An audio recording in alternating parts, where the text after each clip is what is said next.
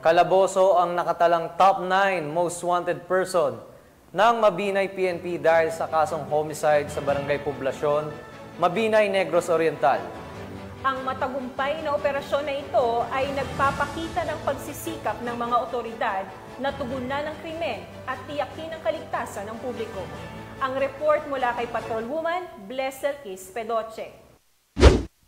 Sa kulungan ang bagsak ng suspect na top 9 most wanted person, municipal at provincial level sa kasong homicide matapos maaresto na Mabinay PNP sa Barangay Poblasyon, Mabinay, Negros Oriental ito lamang makaraan. Kinilala ni Police Major Nelson Bilamoco, Chief of Police ng Mabinay Municipal Police Station, Negros Oriental Police Provincial Office, ang suspect na si Elmer, 28 anyos at residente ng Sitio Ganas, Barangay Kampanunan, Mabinay, Negros Oriental. Bandang alas 9:40 ng umaga nang maaresto ng mga otoridad ang suspect sa bisa ng warrant of arrest para sa kasong homicide na inisyu ni Judge Rosario Santos Carriaga of RTC Branch 75, Baez City, Negros Oriental na may 120,000 rekomendadong piyansa. Kasalukuyang nasa kustudiya ng Mabinay MPS ang suspect para sa dokumentasyon at tamang disposisyon.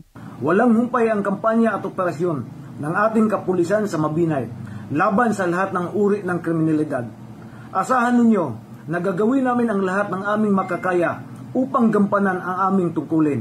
Maraming salamat sa inyong pagiging kagapay namin sa pagpapanatili ng kaayusan sa ating komunidad. Patunay lamang na ang kapulisan ng Negros Oriental ay patuloy sa pagpapatupad ng kanilang sinumpaang tungkulin kontra kriminalidad na hulihin ang mga nakasala sa batas upang magkaroon ng maunlad na bansa tungo sa isang bagong Pilipinas.